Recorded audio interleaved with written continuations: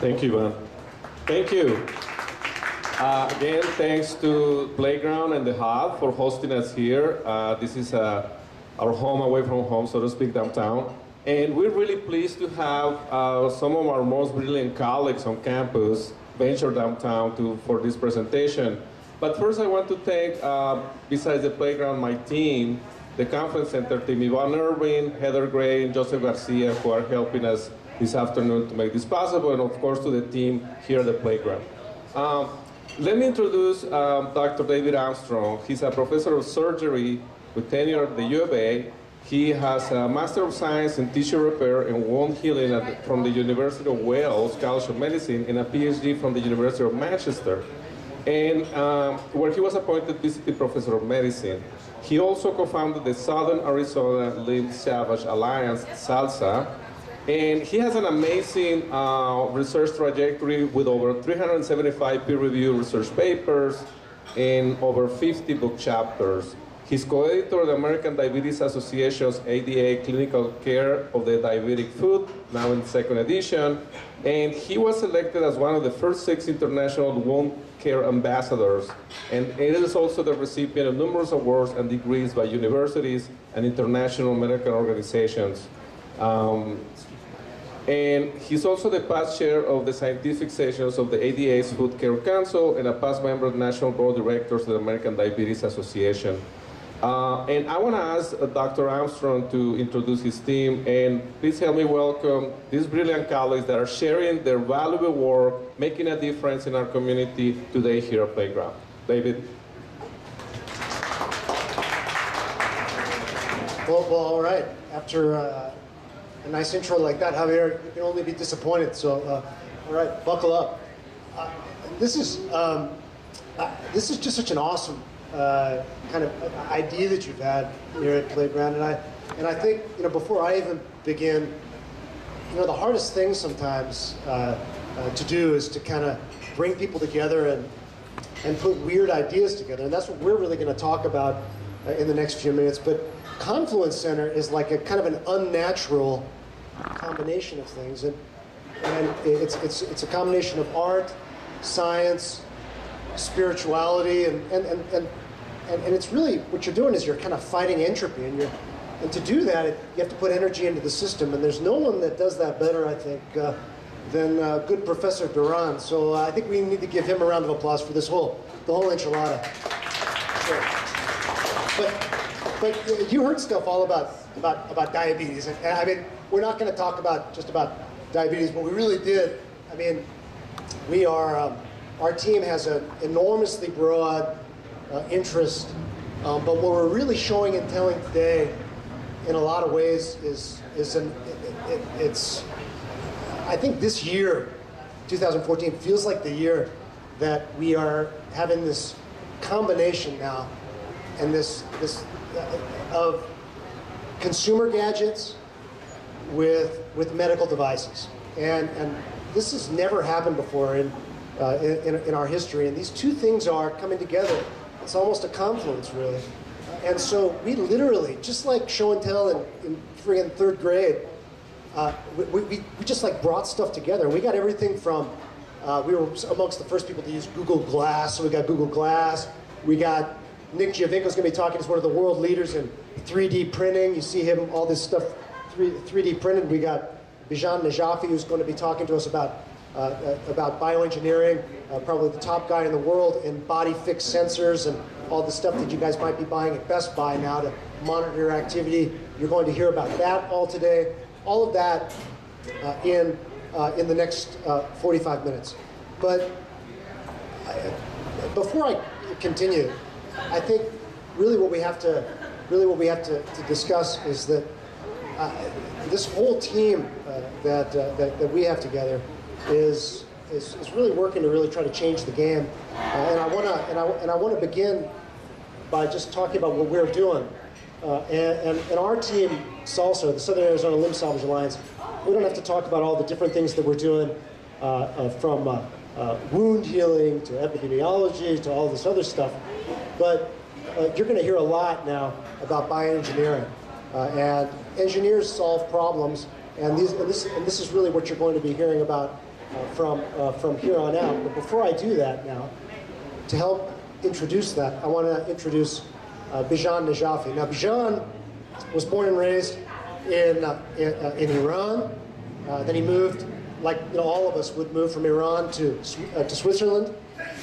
God bless you. That was a healthy sneeze. Check it out. Now, I don't. Do you trust those dudes that have like those, the little sneezes? You got to wonder what's going on behind their head. It's like people with a clean desk. Boom, because you're there, and I'm there too with that. My mom as well. She has this this scream. But on the same note, Bijan, from there, from Switzerland, he moved straight to Harvard, and after picking up his Boston accent, moved to Chicago, where I recruited him, and then I re-recruited him when I moved out here. So he's got the funkiest, crazy accent, which is from Tehran, Isfahan, Lausanne, Boston, Chicago. Ladies and gentlemen, please help me welcome probably the top guy in the world in what we now call body fixed sensors, a world-class bioengineer, Bijan Najafi. Thank you, Dr. Armstrong, for this introduction. Good evening. So I'm guessing that you were not surprised by my accent, so I hope that you understand what I'm talking about. So as Dr. Armstrong mentioned, we form an interdisciplinary team. And to facilitate, to translate the innovation in engineering to various clinical applications, we form a new consortium that named iCAMP. This stands for Interdisciplinary Consortium on Advanced Motion Performance. What we are doing is a very simple model. We know that patients actually tell us about the problems, but the right people to identify the problem are doctors. And engineers maybe can provide a good solution to the doctors. But to work correctly, this bridge between doctor and engineers is very important that these two work closely together. The great advantage that we have at iCAMP is that we have a group of engineers who have direct the first appointment in the College of Medicine. And this is very unique. And that helps us to shadow doctors, to see the patient, to better understand the problems, and deliver the correct solution to that problems. At the same time, we realize that to translate that solution to the patient, we need to closely collaborate with the industry. And this is the triangle that you're seeing between engineers, clinicians, and industry that work closely at iCAMP. In the next, you see one of my colleagues, actually Dr. Nick Jivinko, that will talk that how this combination works and how we can deliver the care to our patient, the better care, and also help them to have better quality of life. So without further talking, I pass the microphone to Dr. Nick Jivinko. Yeah, good. Hey, before you even do that, I'm going to pass it on to Nick Jivinko. The next person you're going to hear from is kind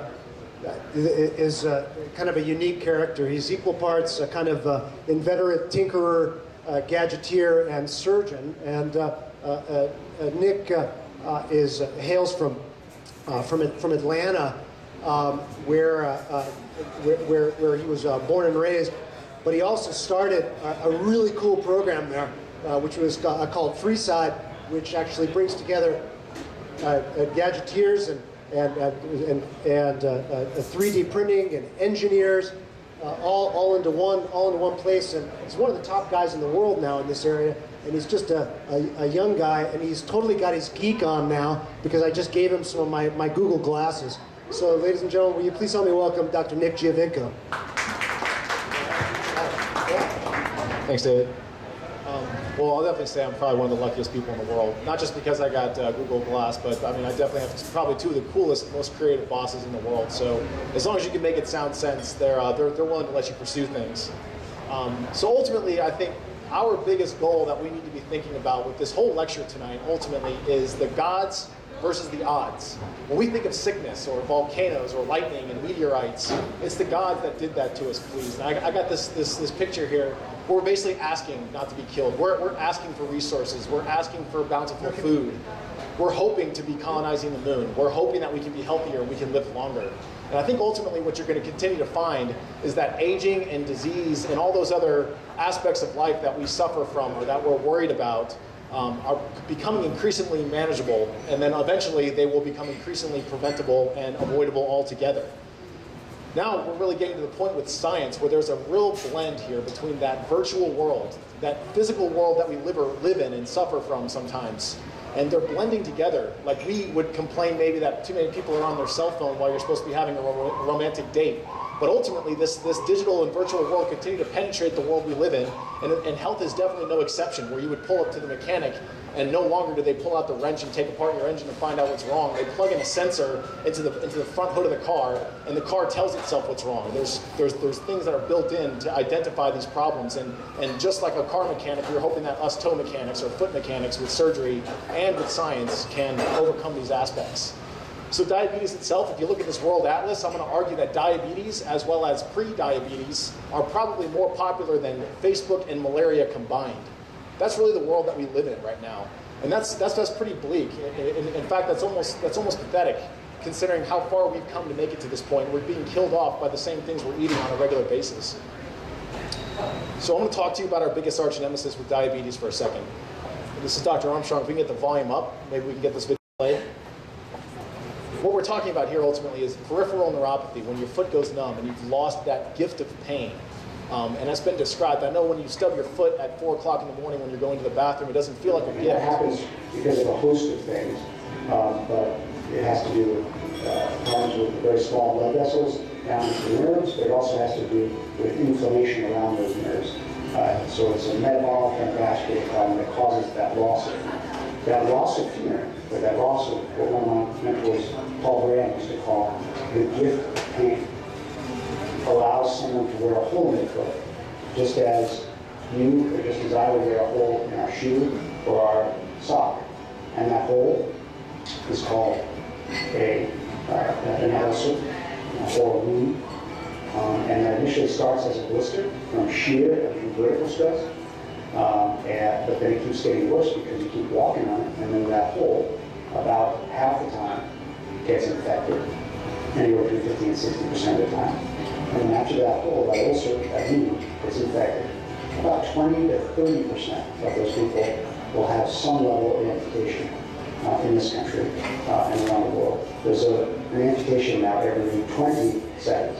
And that number is actually increasing, it's not decreasing. So probably more like 18 or 17 seconds by the time it's theirs. So as you can see, this is obviously a really big deal for us. And when we talk about these things, they're not just injuries that happen spontaneously.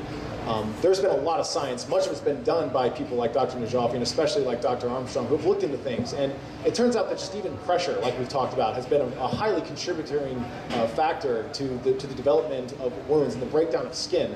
And these are things that we can ultimately check out. For diabetes, maybe these smart insoles. Again, another solution. Imagine that you are wearing a shoe, and it might be a small stone inside of your shoe that you may not notice it because you don't feel anything in your plantar area. So maybe this shoe can notify you, for example, through the watch that you're wearing, or through your iPad, or can send a text message to you. So ultimately, what happens usually is without that gift of pain, patients will develop a wound. They will develop an ulcer. But if you're completely numb, you don't feel this. And so what we're trying to do is, rather than tell these patients you're no longer allowed to walk, we're letting them walk, but we've got smart devices and smart textiles that are woven into the fabrics of their shoe and whatnot that can alert them. I mean, we all carry a cell phone on us. Imagine being told that you've got a wound, or better yet, imagine being told that your sick relative with diabetes and ulcers has got something wrong happening. We can all sort of play more of a role in assisting ourselves rather than just relying on the odds that don't work against us. And speaking of things that don't work against us, what we find is that a lot of times in these lab environments, people who are walking or developing these ulcerations, they may happen and they may behave different in the real world. And our biggest problem that we have is trying to study things in the real world. With these wearable monitors and wearable sensors that we have now, what we're starting to see now is that they do work well. The solutions we have are very effective, but unfortunately patients don't always tolerate those so well. And that's a whole different discussion when we get into the dignity of your doctor's orders. But ultimately, what we're trying to look for is a better way to surveil these sorts of things. I mean, a patient will come home and you have this big protective brace or this boot, and they take it off as soon as they get inside, just like the rest of us do. And remember, the inside of a house is no safer than the outside of the house. You still have sharp corners and all kinds of things that can inflict injury on you. So we can monitor that, right? We can place devices inside of the boot. But I think that there's some other factors that are involved in this equation that are not so much about whether or not the patient likes it. It's about if the patient's even being stressed to begin with. And we know that stress is a big deal. We can see also the actual days of like the EKGs. The sensor tracks in real time a patient's heart rate, respiration, and level of activity. It can even alert doctors via their smartphone when a patient is stressed out. Stress actually plays a role when it comes to wound healing. We know that the stress impacts the outcome, that the result may have some delay in the movement. And it was very nice that in real time we can access this one and see the different technical management of the stress. So that's pretty cool. And there's been a couple studies that have been done. Dr. Bijan's actually leading the way with this kind of field here, because this previously just almost ignored entirely, but patients are under a great deal of stress. And so they develop an injury or they develop a problem, and a lot of us think that, well, you just need to go to the doctor more often. Well, it turns out for stress and for healing, they're related in a bad way. And the more that people go to the doctor, the more stress that they have. And we've shown this with a number of studies that wound healing is significantly delayed without. This is a cool device. This is the bath mat by a company that we're helping to work with and clinically try here with our engineers in our clinic. And you can see the pressures. This imager locates hotspots fast. The device helps doctors outsmart diabetes by catching high temperature areas before problems start. Basically, so with that video, we want you to understand that we're able to start to push the screening and the surveillance, as well as help identify these factors before they even get to clinic, or maybe even help minimize the amount of clinic time they have to spend. Imagine bringing all that benefit of the hospital to the home environment, where you're comfortable and you're in your own home, and it's less stressful overall for patients. And this is a big deal. Here's another device we're working on. These are the points that you are interested more. Carl was actually one of the first patients to try this new pair of high-tech socks. The smart socks are an extension of an interest we have in intelligent or smart textiles in general. These socks can tell us almost anything we want to know about people, but right now what they're telling us are they're identifying hot spots because of wound or heat up before it breaks down. So that's number one. What it also can do is it can also identify high pressure points. It can also identify areas of strain around the joint. So it can identify when the joint is bending up and down, so we can quantify that. And that's never been done before. When the color change red, that is very urgent care is required. Smart socks use fiber optics. That's the same kind of light transmission now used for all kinds of things like the internet and airplanes. From the outside, they appear to be normal gray socks with gray polka dots marking the major pressure points on the bottom of the foot. But this intelligent textile is embedded with sensors that can detect a hot spot or early warning signs of foot wounds or ulcers that may lead to amputation or death. We cannot manage what we cannot measure. And this is really a true wise words that I try always to consider it and focus my research in that direction. The Southern Arizona Limb Salvage Alliance, or SALSA for short, is one of 3 partners that received more than $2 million in research grants to do a 3-year study on these state-of-the-art socks. The circle starts with full color that shows that the pressure goes very high. Physicians, engineers, and patients hope they'll be able to prevent the diabetic pressure sores that can form silently and painlessly until it's too late. There's an amputation now every 20 seconds.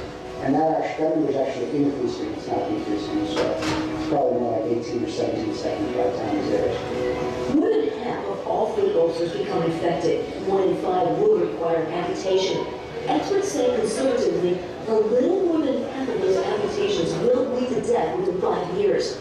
That's why Dr. David Armstrong and his team are doing all they can to save limbs and save lives. Another limb-saving solution for diabetes may be these smart insoles. You can tell the solution. Imagine that you're wearing a shoe, and it might be a small stone inside of your shoe. Then you may not notice it because you don't feel anything in your plantar area. So maybe this shoe can notify you, for example, to the watch that you're wearing, or to your iPad, or can send a text message to you. We can bring those things to people when they need it.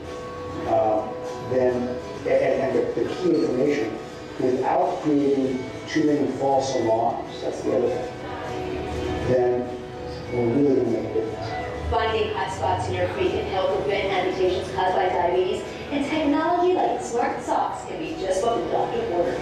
For more information on how to keep your feet healthy, be sure to check out the American Podiatric Medical Association's website at acama.org.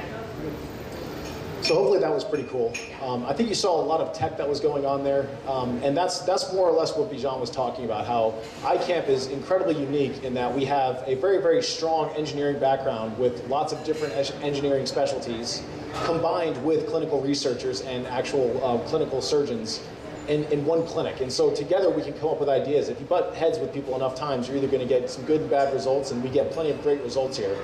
Some of those results you're going to see here are things that we've either developed ourselves or have helped develop along with other people. Things like this smart sock that you saw in that video. So if you want to come up here and take a look at that when we're done here, you're welcome to. As well as these other devices like you saw, the Orbex. This is an insole that goes in your foot or in your shoe, and it actually communicates with your smartwatch. This could be a Pebble, this could be the forthcoming Apple iWatch, or even whatever else Google is going to do after this glass project. The idea is that these things can be worn, these things can be sensed, these things can be communicating with us, and they're actually a part of our lives in a very unobtrusive way that allows us to maintain some dignity. So diabetes itself, if you look, is continuing to be a problem. Where I told you before it's already a problem, it's not like it's going to get any better anytime soon. We have a lot of advances that are going on, but we have a lot of work left still to do. And it's unfortunate that what we're starting to see here is that this is directly correlated also to aging. Aging is not something that we're typically happy about. In fact, I don't know about you guys, but I don't want a scenario where my body has outlived my brain or my brain has outlived my body. Ultimately, what I'd like to have is a healthy brain and body as long as I can. But unfortunately, what we're seeing, similar to what I told you before, where it's us and the odds and the gods, we have a scenario currently where patients are ultimately having to self-report issues. And sometimes even patients who are at risk of falling, nobody finds out until they wind up in the emergency room. Like, we make fun of the old classic 80s commercial of I've fallen and I can't get up. But believe it or not, it's considering that we've made it to the moon, it's kind of unfortunate that we haven't even figured out how to keep our grandmother from falling on the floor. Oh, in the past year I've fallen 6-7 times. And most of them are outside, some are inside. But the worst fall I took was in the backyard. And I broke my clavicle when I went down. And I just lost, it was like I lost my balance. So ultimately, these things are the kind of problems that we face. We don't have time to play that whole video, but what you'll see there is that she's obviously a very sweet lady. And in those silver years in life, her goals are not to climb Mount Everest or anything. She literally wants to climb out of her back door and play with her dogs in the backyard. These are very, very basic things, but after a fall like this, if they don't actually end up having problems beforehand, they're very, very less likely to get up and try these things again. Falls are becoming an increasing problem because our elder population is becoming increasingly larger. Right now they account for about 13% of the U.S. population. And it's estimated by 2050 that they'll account for 30% of our population. So that's honestly a very, very big deal. And falls are something, like I said, that haven't exactly been ignored, but they really haven't been addressed as strongly as they should. And some of the research that we're doing is really cutting edge on this. We're taking all the benefits of a laboratory environment and we're making them wearable sensors. And this is a lot of the work that Bijan has really pushed forward, where we can learn a lot about how people are walking and we can do a better job detecting this. So rather than the scenario of I've fallen and I can't get up, we're working on some very smart algorithms that are going to be built into some very, very smart devices that will identify you're about to fall and you're about to probably not get up. So what we have actually developed now is a virtual reality training system here, where patients are actually asked and tasked with certain stress responsibilities, stepping, climbing. It involves a lot of your body, and it actually turns out to be a very healthy training modality. So what you can see here, like I've said, it's not just you're about to fall and you're about to get up, but we are pushing the science of home monitoring and home sensing, where we can actually have a system that's already identified that you've fallen and can actually alert your colleagues or your friends and family. And you can see here, this virtual reality device is the type of device that you may or may not be seeing in your home in the next coming years. But ultimately, these are training aids that will become very, very beneficial for us. And you can see here, even though the graphical aspect of it hasn't really gotten too far out of the engineering's box, I think that the results definitely speak for themselves. Here, you can imagine And this is the eventuality of it, is that we're going to start partnering with industry on these sorts of projects where we know what people need to prevent falls, we know what types of training modalities are going to work, and we start to collaborate with some of these corporate properties out there to create exercises that are meaningful as well as still dignified within the home. This, by the way, already exists. Some of you may have it. This is called the Xbox One. This is a set-top device, and it has an intelligent Kinect sensor that's watching you whether you like it or not. And what it's doing actually is it's got a lot of sophisticated things built into the firmware where it can actually detect things like your gait pattern, your biomechanics, etc. This is power that we hope to harness in a good way where we can actually have people set up for exercises and things. I've improved immensely. I now walk out in my backyard, and sometimes without my walking stick, and I can play games with my dogs, and throw the ball around for them, and play tug of war with the toys they have. So I feel as though it's improved my lifestyle, just because this is what I used to do, and then I couldn't do it, and that was a little loss. And now I'm gaining this back, and so I'm really excited about the program.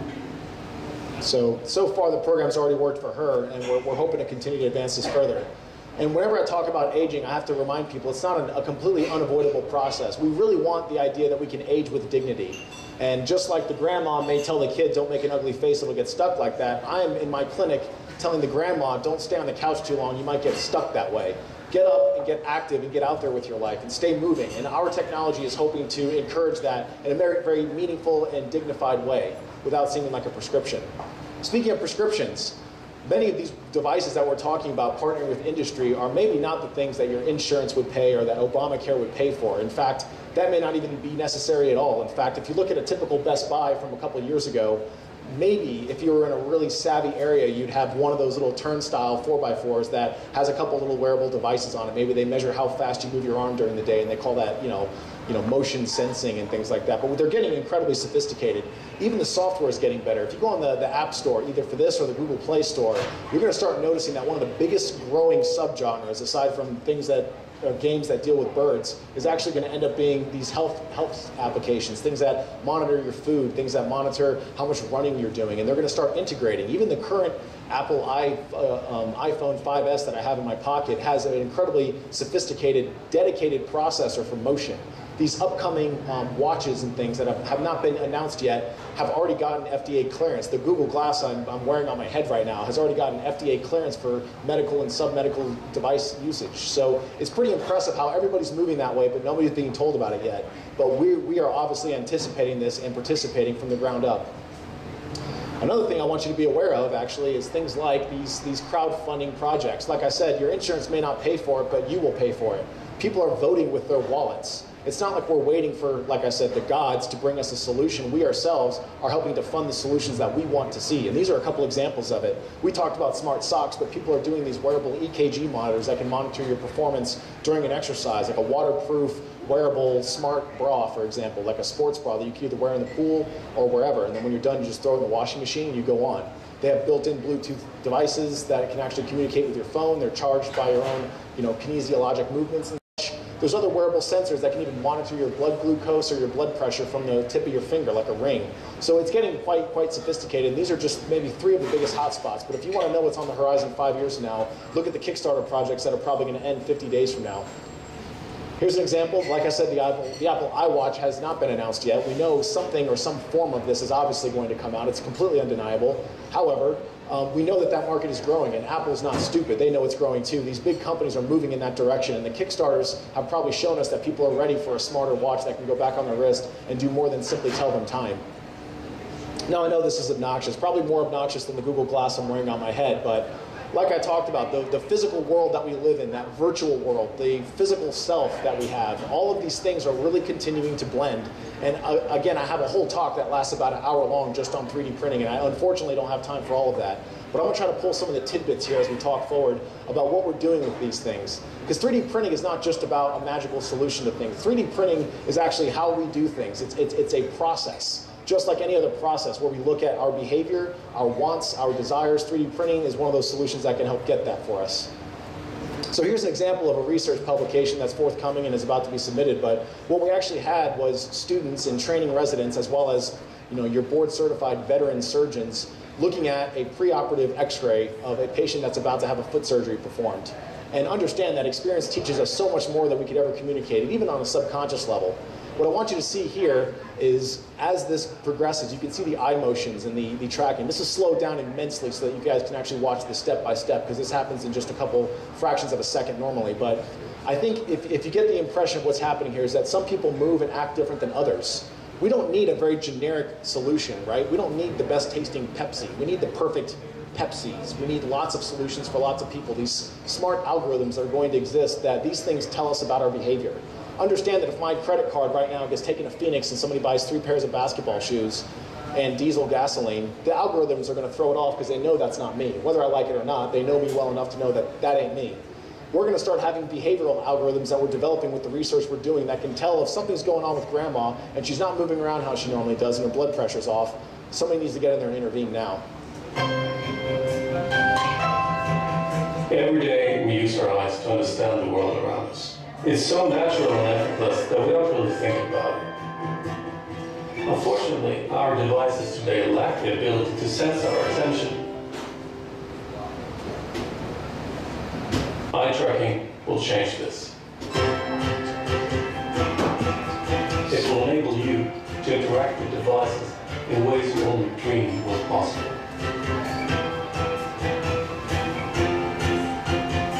Our vision is to transition eye tracking from being an expensive lab equipment into everyday products. Soon, this technology will be integrated into a wide range of devices, such as tablets and smartphones. Today, you can get started with the eye tracker. This device can tell if someone's looking with a position about the size of a fingertip. Devices will behave more intuitively.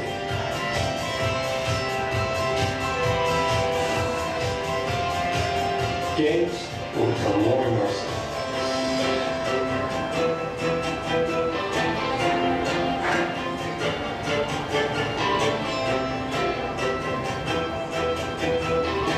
It's the world's first affordable eye tracking device that contains some of the very latest technology. So just to give you an idea, these are some of the industry partners that we're working with. And if there's one thing that you got from that previous video, you can turn down the volume, probably here for the rest of the video now. You can turn down all the volume. So the idea is that that virtual world and that physical world communicated and cross-linked here with the digital world, fabricating both of those things, really integrating and allowing those things to come together. We're going to start seeing a reality unlike anything we've seen before. When I talk about 3D printing, I want you to understand that. 3D printing is not just going to give us more cheap things in the world. It genuinely is going to give us a completely different world. And hopefully in the next maybe 5 or so minutes, I can convey that idea to you and convince you that we truly live in a world now that's going to change entirely. So all these sorts of 3D designs are the same things that get printed in a 3D printer. And I'll talk to you guys about that afterwards. I'll be up here. You can ask me questions and poke around. Maybe we can get something else to print successfully for us. But understand this one thing, though. As technology advances, people stay the same. And it's ironic, but it's definitely true. We have to remember always going forward who we are first versus who the computer thinks we are. So here's one vignette that I'm going to give you of 3. And this is one that we did actually a couple of years ago. We published, probably before most of you even heard what a 3D printer was or even knew 3D printing existed. We had actually taken a scenario here, and I'll try not to show you too many gory pictures, but we actually use this for surgical planning. Imagine if you could create a copy of your patient ahead of time and practice your surgery several times ahead of time and then do the surgery in less time. How cool is that? And that's something that we wanted to try. So we actually took a really rare, well, somewhat rare, but not rare in diabetes. We took a deformity that can end up happening in people where basically their foot just breaks in half. Like I told you, these people are insensate. So the skin can break down, but also the architecture can break down. Imagine like viewing an aerial photograph of a train wreck where all the little cars are pointing every other which way. That's what these deformities tend to look like. They're all very unique, like a snowflake. They can take hours and hours to reduce, and they are ridden with difficult surgery times as well as post-op complications. It continues to exact a grim death on our efforts here for limb salvage, and we wanted to improve this with some sophisticated studies. We took CT images and we were able to render those into 3D, not just images, but actual 3D models, things that we could actually interact with in a virtual sense. We were able to practice our little bone cuts called osteotomies on these things, where we could kind of go through and see what worked and what didn't work, and we could kind of template out what we needed to do. But then we took it from that, and even if we had the solution we liked, we said, why don't we take this into the physical world? which we did. At Freeside Atlanta, it's a hackerspace located in the downtown Atlanta area, but they're mostly for good purposes. They have little shenanigans that go on from time to time, but you can imagine that's what happens. We printed off copies of these 3D feet, and we compared those to the cuts that we made in the computer and the things that worked before. Ultimately, we were able to recreate the exact results because we had the exact same thing physically in our hand then, and we could actually practice our surgeries again and again and again. We could have the residents go through it and whoever else you'd like to observe. And then we tried it in real life. We compared that to the intraoperative x-rays. We placed our markers and our points from the virtual aspect that we had as well as the physical aspect we had. This was like a measure thrice, cut once sort of thing.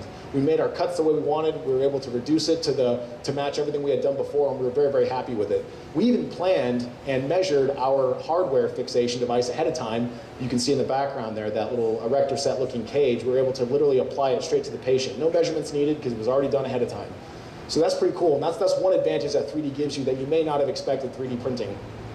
It was published, people picked up on it, other publications have echoed it, and they've all basically said the same thing. Yeah, it's cool, but when's it gonna come? When's it gonna happen for the rest of us? And that's pretty interesting, but a company who is making it happen for the rest of us, who makes the same device that I have here, I'm not paid by them or anything like that, but it's a really good 3D printer called a MakerBot. This is their last gen model called the Replicator 2, but they had actually published an article about this where they picked up on our work, and because it truly inspires the imagination. It really, really grips your attention in that regard, and they definitely believe what we believe, is that yes, it can be here and now, but it still needs to go yet even further. So meanwhile at SALSA in the last couple of years, what we've been up to with 3D printing have been kind of a variety of stuff. We've kind of adopted the open source ecology attitude of things, that this world we have, these limited resources don't necessarily have to be so. And 3D printing, specifically good enough 3D printing that it can replace regular desktop items, like additive manufacturing processes, you can make things, even surgical instruments, which we've done. We've submitted this to the Journal of Surgical Research, and what we ultimately did was we were able to 3D print a surgical instrument that had enough strength you could take it into the weight room and lift weights with it, and it held its strength. It could then be sterilized and used in surgery if you wanted to. So this is the kind of sophistication we have from a relatively cheap machine that's open source in most regards. It didn't finally break till we hit about 35 pounds, but we pushed it further. Hopefully we're not going to be using that much strength in real surgery one day. So another scenario, and this I don't have time to explain in the greatest of detail, but there are some newer means of fighting cancer that aren't just giving you, intravenous chemotherapy. There's other things that they can do where they sort of are able to irrigate and flush the internal bowels of your body with chemotherapeutic agents beyond the concentrations of what you could probably normally handle. So what we wanted to do was test this. Well, what's the way that we test it, unfortunately, is with mice models and animal studies. So we wanted to come up with a way to do that. Understand that this surgery is normally done by a surgeon. They actually open up the bowels here, the peritoneum, and they actually insert these valves in these ports and they sew it all closed. But in a laboratory environment on laboratory mice, we don't necessarily have surgeons handy. We have researchers. So we wanted to come up with a very simplified means of doing so. So we wanted to really standardize this. So even if we do studies here from person to person to person, not everybody's going to know how to sew and whatnot. Also, we could email this to somebody in France potentially, and they could do the exact same study. So over coffee at the cafeteria in the hospital university system, we were able to draw up some drafts and we were able to put together some ideas. And this, again, as cool as this is, what I really want you to understand is that this one actually sucked. This one was terrible. So we tried another one, and then we modified it further and we tried another one. And the person I'm working with on this has no formal training in 3D design. The software has become so intuitive. Like what I showed you with the eye tracking system, or the algorithms we've talked about, we know enough about human behavior to know what's going to make things easy and accessible. And what we did was we finally came up with a newer version of it that we were able to try out on Mickey here, and it worked out well, but it still wasn't good enough. So we tried it once again, and we got another modification. Remember that this software is actually not just the expensive paid software, like I said, that requires education. We're actually at a scenario where this software is a free download on your Android or your iOS that you can literally modify and change these designs, and you can share it over the cloud, like with me, for example, and I can print it off in my office. So rather than coming up with a design and waiting for people to get back to you and looking at a version of it, what we essentially have now is that we were able to iterate this thing multiple times a day on an instant basis from within the office over the cloud. Very interesting stuff. And 3D printing, you have to understand, continues to get sophisticated. Not only the applications of it really neat, but the actual science of it and the theory is getting really neat. Just like I told you with open source ecology, where we imagine all the things in this world that we take for granted eventually being something that anybody could create on demand, they're actually trying to create sophisticated enough machines that can 3D print on demand. We're literally talking about a 3D printer one day that can be sophisticated enough to print off another 3D printer, like self-replicating robots. when the world gets taken over, it'll always be very ugly stuff. But understand here, these machines are going to have to get more sophisticated. This is an example of a 3D printer that can print off this spaceship-looking item on the tip of a pen, and you wouldn't even see it. That's how small it is. Ultimately, what we're trying to get to here is where we can start to combine materials. We can start to incorporate other aspects of it. So where the input or output of one machine can become the input or output of the next machine, they work together. You can actually combine materials. In this case, we're talking about shoes, or we're talking about flexible materials that change with temperature. We ultimately have a scenario where we are seeing these machines that could replace an entire factory, city in China, could be replicated in half the size of this room with multiple machines. We can create all kinds of stuff with this. And just as they continue to get better and better, we are working towards bioprinting. Now, bioprinting, I think most people imagine it's just going to be a solution for everything, which eventually it will, but it plays a greater role in what we would refer to as regenerative medicine. So if a salamander loses a tail, the tail grows back. We have a scenario now where if a human loses a hand or whatever, it doesn't grow back, but we may be able to print it back and reattach it with good success, and that's what we're hoping for. Unfortunately, these metals and things like that don't hold up, so these prosthetic implants are not likely to be the solution. What we really need to look for is something that's strong, that's biocompatible, that can withstand multiple thousand tension loadings, like the amount of force your knee had when you got out of the car and walked into this restaurant this evening. So ultimately what we need to do is get down to where we're actually printing biomaterials, not just materials that go inside somebody's biology. We're actually talking about things that can print off like actual collagen fibers and whatnot. And that's going to be incredibly sophisticated, but I'm sure it will be quite soon. These are some devices that have been generated with a variety of means, but you can see these sorts of micro devices here that can interlock, that can catalyze reactions, that can deliver medications on a controlled, computerized, timed release based on some input you give it using radio frequency. These are the things that 3D printing is going to start doing for us, where we can get inside the cell and install our own machinery, so to speak. And like I talked about with the open source ecology, this civilization on demand, right? Rather than, oh, I'm cold and I'm a caveman and I'm outside and I don't have a shelter. We're now overcoming even that, along with health, is going to be the idea to create whatever we want, wherever we want. Just believe me when I say this, these printers, as much as they're getting smaller, they're getting even bigger. This is an example of a printer that's even bigger than a house, because this printer prints actual houses. That's what you're going to see here, is that we can actually lay down the scaffolding. We can have open source blueprints that you download and add a new shed to your house. Or in a refugee camp, these machines roll in and lay down house after house after house. You don't need resources, you don't need materials. You really don't need anything more than just raw input, which the machines can dig out of the ground underneath them. They can combine that, make cement, pack it down. Quite sophisticated. And the benefits of it is that our whole world continues to go even more and more digital. Like I said, I showed you 3D models, I showed you those things being printed. Imagine if we can start to remix our own world. Like we have our DJ booth back there, maybe remixing some tunes. We can remix the world in front of us. This is a really aggressive project that they're probably going to get. This is also being crowdfunded, by the way, where they're 3D scanning the world. Not just like Google satellite, stalking you from, orbit. We're talking actual planes that will scan mountain ranges, things that you can then play in a virtual sense. You can fly through, you can run with superhuman speed, whatever you want, it's there. And you're able to do that. And this is a project that they're hoping to complete. But just like I talked about, it's not just taking the physical world into our virtual world with scanning and methods. We are really recreating and remixing our physical world around us. You can recreate the entire city of New York. And like I talked about, even in a refugee camp, where I said you need limited resources to even do amazing stuff that would never be imaginable before. This is an example of a 3D printer that operates in the Sahara Desert. It's completely solar powered. It has a big solar lens. It melts the sand on the fly, and you can create, if you watch this video till it's completed, he makes a big glass bowl from layers and layers of sand that keep being built up, melted down, built up, melted down. Very impressive stuff. And this is the kind of technology that we're going to have. We've had the Mars rover far extend its expected life on Mars simply with solar power alone. Imagine one day when we go to colonize the moon, where we actually have these machines arrive ahead of time, and they use solar power, and they build our infrastructure for us before humans even arrive. On top of that, understand that the way that we design these things is getting more and more sophisticated. So I can pull up turn-by-turn directions just by asking my glasses to do so. We're going to start getting computer interfaces that can design and modify complex machinery, even space-age technology, with just your voice. Imagine something like Siri, and you can just tell it what you want. You can tell it what you want to see. You can ask for a replacement to your doorknob, and it's able to just see it, print it off, and off you go. So we're getting this interaction now where it's becoming incredibly seamless to distinguish the virtual world with the physical world and everything else in between. So here's an example of how I think eventually with technologies like 3D printing and modifiable physical forms, we're going to start modifying and creating our world. Again, I told you 3D printing is not about creating more things in this world. It's about having a totally different world. Right at our fingertips, we can do more and more with this. We can create what we want. This guy's sitting here on a virtual typewriter. He could be on his Google Glass drawing out a blueprint with his fingertip. Who knows what this guy could be doing in the next maybe 20 years or so. I mean, the technology we have just sitting behind me was considered sci-fi 50 years ago. Don't tell me this isn't any more sci-fi than that by comparison. And here's ultimately where I think we're going to go. If you can imagine it, if you can think it, machines can print it. That is the end result. It's not just about having 3D printers that can lower the cost of having a new gold watch. We were literally able to create the virtual worlds like you see here in the Lord of the Rings, for example, where things that didn't even exist or couldn't exist can be made with these automated just from your imagination alone.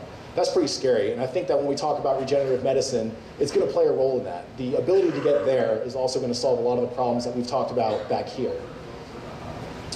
So lastly, I just wanted to say thank you, and if you have any questions, by all means, please chat us up. We'll be here. Thank you.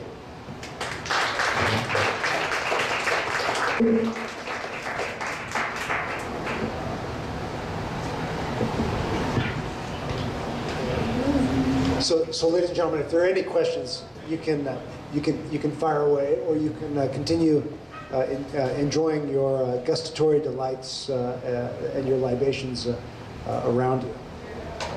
But I wanted to ask, Nick, like in the 90s, if some of you remember the 90s, we had Napster, and that was pretty cool, and you could go in, you could rip a CD, legally or illegally, into an MP3. And that sort of changed everything, right? And then it changed the entire recording industry where you could do that. Do you think this is going to be happening pretty soon? Instead of, but instead of with music, where you have a file, you're going to be downloading and being able to print out things, simple things like our dishwasher knob doesn't work, so we go on to like the equivalent of a Wikipedia space for stuff and print that out. And then how's that going to? That's coming soon. There already is something like that, right? Right. There's a very popular website called Thingiverse, which it's made by MakerBot, but it's intended to be for any sort of printing technology you can imagine. There's a scenario that actually played out a couple years ago, probably still before most people had ever heard of 3D printing, where a guy had designed a widget, either for a camera strap or whatever, and another guy just literally copied the design, uploaded it to Thingiverse, and then we got a DMCA takedown, very similar to what Napster had back in the late 90s.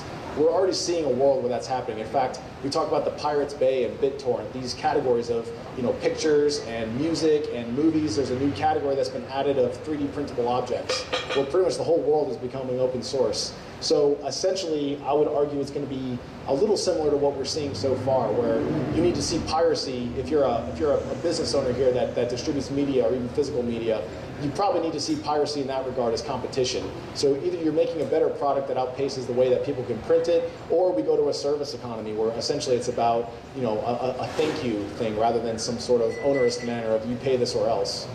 Well, so here's something else.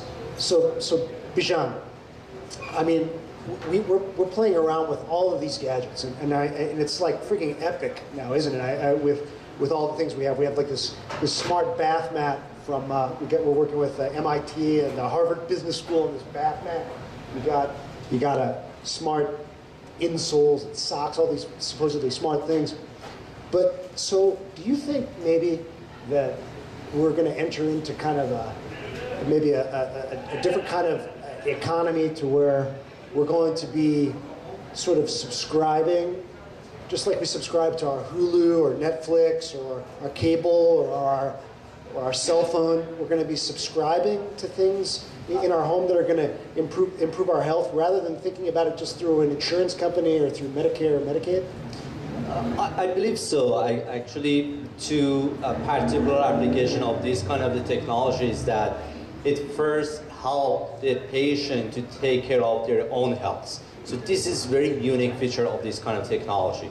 At the same time, as Nick mentioned, it helps doctors to deliver better care, not necessarily with higher time, with shorter time. So those are the benefit of this kind of technology. And I believe that the people start to use it. First, they would like to know whether they are healthy or not, and they would like to take care of their own health. At the same time, help the doctor to provide the best care to themselves. Yeah, but the thing that we got to avoid, right, is all these, all this stuff buzzing around in our pocket. I mean, I got one of these Kickstarter smartwatches on. I got all this. Everything's buzzing everywhere. You got the Google Glass going. I mean, isn't it like just paralysis now of all the, not of analysis, but paralysis of all these gadgets? And when are we gonna? Isn't the next Nobel Prize not going to be in how to make all this stuff work, but how to stop the false alarms? Absolutely, this is a very important point. Actually, one of the technology that I'm proud to say that was selected as a top 30 technology in the mobile health is this very simple technology that is waterproof. We can wear it during every day. And what it does, it helps older people to live independently in their home without scaring that what if I'm falling and I break my hip and nobody come to help me. That's like it's like an OnStar for your body.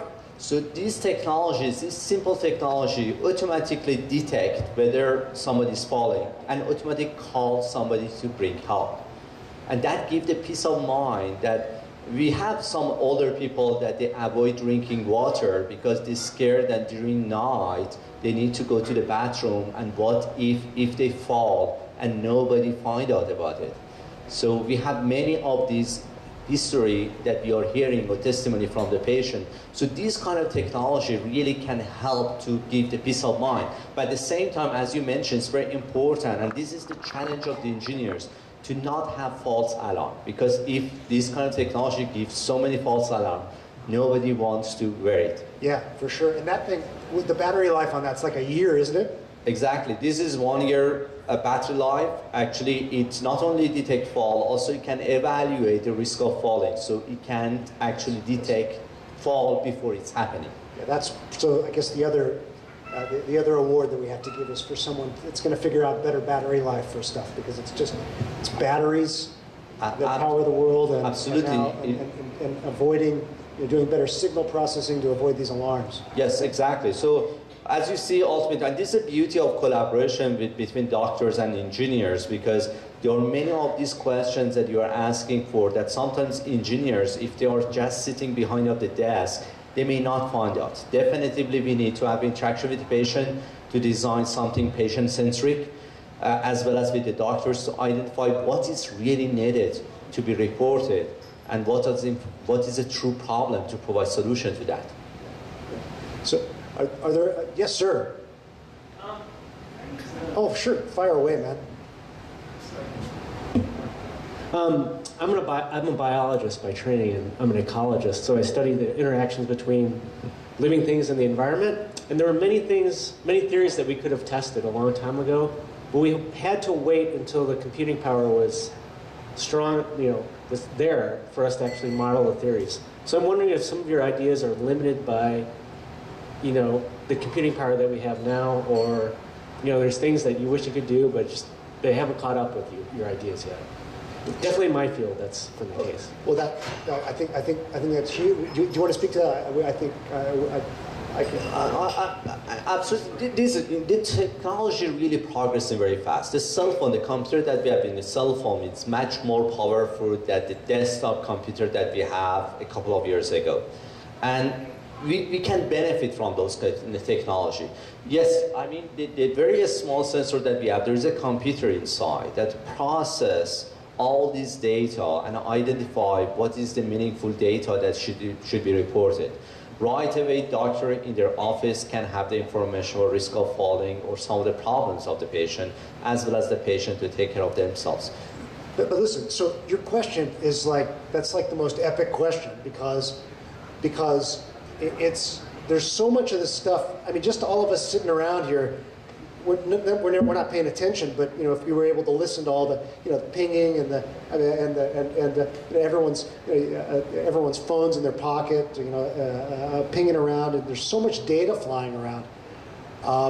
Making sense of that is a big deal, and the term, everyone's using this term now. It's becoming like part of the ecosystem, big data, but big data is not just dealing with like a big data set, like a social security data set or a Medicare data set or some giant thing like that, IRS, God forbid. It's dealing with these stuff that's streaming in real time, where you have to try to make sense of these sort of patterns. And it's not just true in a biological system, like what you do for a living. It's true for for this virtual system, and there's people working on this a great deal, using really massive computing power that's not just in one place, but plexed out all over the place. And one of the real experts in this, we have a bunch at the U of A, but one of them is Javier is Sudha Ram. And she's awesome. In fact, we did a TED Talk right over at the Rialto just a few weeks ago, and she gave just an awesome talk on this very issue that I think is a lot better than we can do. But my short answer to you is that we're surprised by how many tools we have every day, and I think the best parallel processor that we have now is just hell, I'm a kind of a geek, and so I change phones like every week. And I'm not kidding, but I'm like rocking a Nexus 5 right now. But I know it's there's so many. These things are so powerful now. If we can link them up, you have this Confluencenter, right, that Javier does, and what he does is he's linking up with a team just weird things together, right? If we could just link up some of this computing power with a little brain power and with a little humanity, I think we could probably make a difference too. Right, and the only thing I'd probably add to that, like you were saying before, it was about having enough processing power for the data that you could acquire. We can now acquire data faster than we even sometimes want. I think our biggest challenge now with computing specifically is going to be processing direction rather than processing power. I think that we need to get algorithms that will do a lot of the human work for us, or at least computer-human learning, where it will know what we're looking for and give it to us. For example, that eye tracking study that we're publishing coming soon, the actual software that we use there was open source. So rather than being limited by having to have a computer programmer develop this for God knows how much it costs, what we were actually able to do was use open source Python libraries that existed, and some of these we actually adopted, as ironic as it sounds, came from people that were trying to make those black boxes that analyze the stock market and automatically buy and sell when you wanted to. So this was a scenario where we used those same kinds of algorithm libraries to help with our eye tracking study, where it was able to filter out noise and understand where the eye truly was. Most eye tracking systems are several $1,000s. We're looking into a really good quality one that's about $20,000. We built this for about $200, including the computer and everything, and it was able to give us very meaningful results. So I think if we can start to get more open source infrastructure where computing direction and computing intelligence just becomes readily accessible, that's probably going to make the next biggest difference for us on our research endeavors. Yeah, but we can try to get real here for a minute too, okay? Because I mean, what you're hearing right now is all of this friggin' nutty evangelism about technology, and we tend to be, very, I guess, evangelical, if you will, about new technology. But we also try to marry that with a little bit of cynicism. In that we're always trying to eliminate things, to pare things down, to get them to their atomic minimum, to get them to actually work, right? We're always, like, I'm constantly trying to reduce the things I have in my pocket, or reduce if I'm traveling, reduce the size of my suitcase or my bag. But it's true in medicine and in a lot of this as well. And I think just accepting that technology is going to take care of all of our problems is just a fallacy. I mean, I was looking at what you were talking about this happy, joy with building worlds with 3D printing, and yes, I think that's a lot of that's going to likely happen. But look, we also have to work on composite printing. I mean, that's going to be really useful. But let's understand, this is the coolest freaking thing, because what you're going to see now is these things are going to be Christmas gifts this year. I mean, they're cheaper now than, the 3D printers are cheaper now than inkjets were for gifts in the early and mid-90s. So it's just crazy how this is all changing. But I think we have to marry common sense with all that's coming, and it's daunting, but it's really fun, I think. Any other questions from anyone? Well, just to mention, you talked about the cost of the 3D printers. That they're definitely coming down in cost. In the early 2000s, I was sending away stuff by digital download to be printed by a company. And this was just a design that I had made, that I had printed by a company. It was probably no bigger than maybe a little larger than the size of that glass in front of you. And it was several $100s to get that thing printed and sent back to me by mail. And now for several $100s, you could actually print it yourself with better resolution than what I could have back then. You could actually buy a printer that you can print as much as you want from. So it just keeps moving so fast. Isn't that self-replicating printer, that rep thing, is that the most awesome thing? Yeah, it's scary. It's scary awesome. That's how awesome it is. It's just like Terminator. I mean, it's like these things now can create themselves. It's like we've reached Skylab. Yeah, but the robots make the cutest noises when they print. You can't hold it against them. It's like a Furby. Kind of, yeah. Oh, Javier Duran. So as technology becomes crazy, scary, and all that, what about in terms of the projects you're doing, the access? I mean, you talk about people that all over the world, millions of people. We talk about diabetes. We talk about issues related to care and also facilitating lives, the elderly.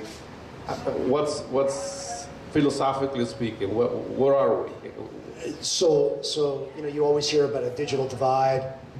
This was, of course, a term coined during the Clinton administration, and even before that. And there's no doubt, but that you're not going to see, a lot of this expensive stuff being used in Rwanda, or in Haiti, or in Bangladesh, but a lot of it you are. And let me explain, because it's interesting in places where we have, as we do, we work right now, SALSA and iCAMP, we have a meeting that every year that hosts delegates from 50 countries, but we work actively probably with 18 or 20 at any given time. And right now, in places that don't have a lot of infrastructure, the most ubiquitous thing that a lot of people have are phones. And they could be just really simple feature phones. That we call them feature phones. It's smartphones now, but feature phones now that you have, but even some smartphones. And so what we're working on now is harnessing some of the computing power of those things, where we can ping and triangulate someone. You don't even have to have GPS on them to find out where someone is. That can track disease progression. It certainly did in Haiti, to help track where people could go get fresh water. We can identify where people were moving. Good friends of mine that were doing that. But what's more interesting now is that as these phones are getting cheaper and cheaper and cheaper and cheaper, that all of this computing power that people, just 5 years ago, 10 years ago, people didn't have in the developed world, we now have in the developing. And so this is really extremely exciting. And so on that, we're pretty evangelical. You talk about the 3D printing thing, and one of the things that we're trying, and this is kind of goofy now, and you're going to think it's ridiculous, but we're actually sending, we want to send 3D printers now into areas that almost don't even have that don't have electricity or have limited electricity, where you can power it by a generator. You can go then and do a medical mission, and instead of sending in a lot of equipment, you can actually print some of it for literally pennies now, and then have kind of a small footprint and leave. Another person that's going to be speaking at one of the meetings is that we have Daniel Jubrek has, not Jubrek, that's one of our fellows, but Daniel Jubarek has a program where she is printing out a really fancy wound healing device that we use here. That's $1 billion device in the developed world. she's made it from parts that you can get at Kmart for about $1.50 to $2, and she now is applying this in war zones to treat acute wounds from conflict, and now we're able to print those out. So this kind of stuff that we thought was only available to rich people in decadent, that are just sitting around, pontificating on this, is actually happening to folks that can least afford it, but now can make the most out of it.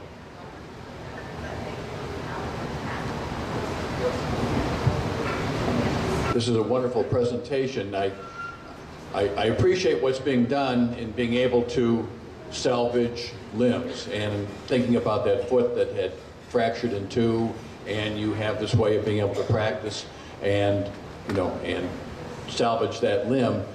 So some of us need a lot more practice than others, actually. Of course. How is the art and science of actually computer 3D printing an actual replacement limb coming along, one that is fully articulating, so you can pop in essentially a compatible foot that you can dovetail in with tendons and ligaments? Yeah, so there's a lot to talk about there. But the state of play right now is this, and Nikki G here can pipe in too. Probably there's a lot of work going on right now, not just in 3D printing, but in really beautiful, and I say beautiful, replacement parts in the way that I would talk about like a beautiful car or a beautiful gadget.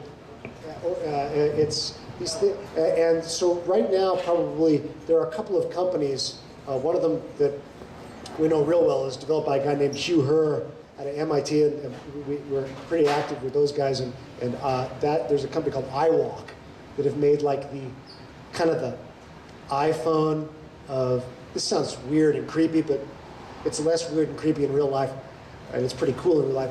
But the kind of the iPhone of prostheses, of lower extremity prostheses. And Hugh, was a mountaineer, a young guy, and he lost both legs in a mountaineering accident. And he basically made this company so that he could make his own devices. But he can raise and lower himself and change his height every day. No kidding. But if you saw him walking, and look, I watch people walk for a living, it's difficult now for me to tell, without actually concentrating, that this guy has two below-knee prostheses. It's just awesome. And now the sound is such that it's not making such squeaking sounds where you sound like RoboCop is coming out at the end of the week, right?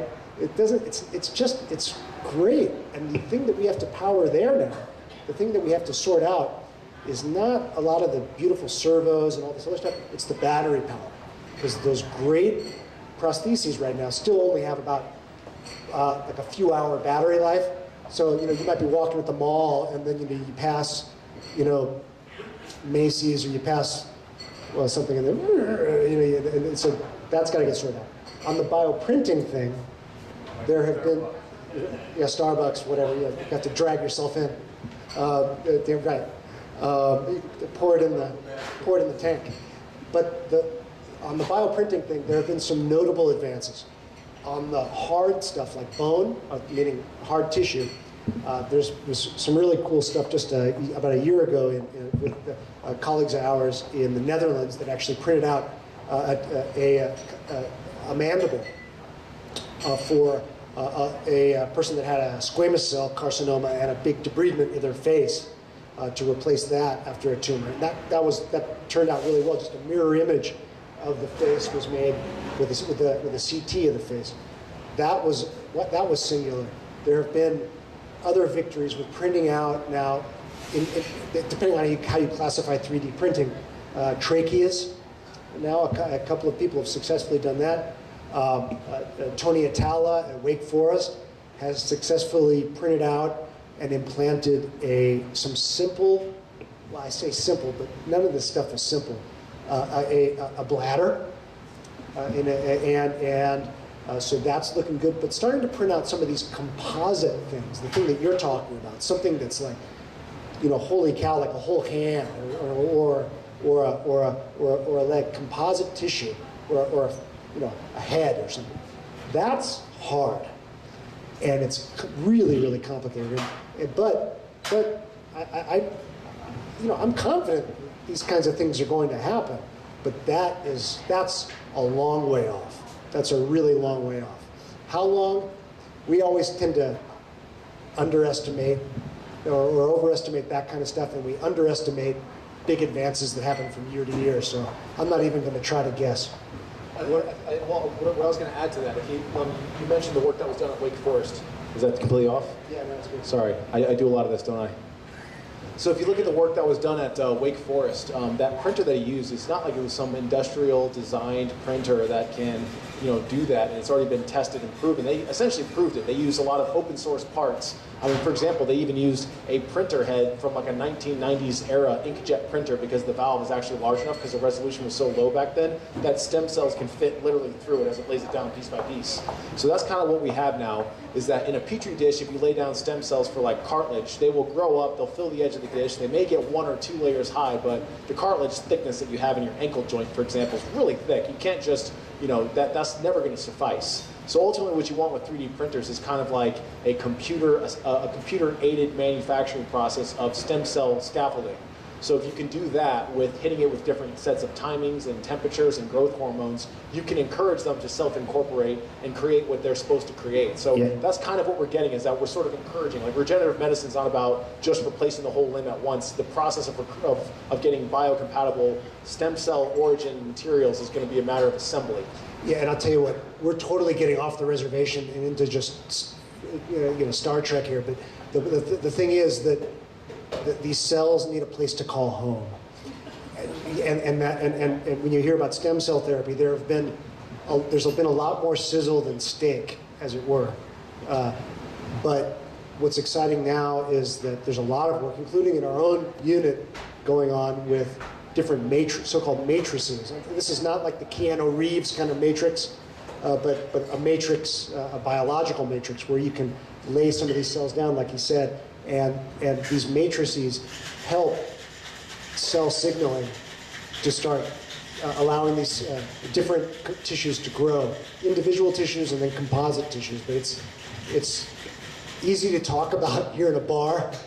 It's kind of hard to do in real life, but it is happening, and there's really some exciting things, and we're seeing it every day with healing people where it's just gee whiz and amazing stuff that we never thought we could do even just a year or two ago. So it's really exciting.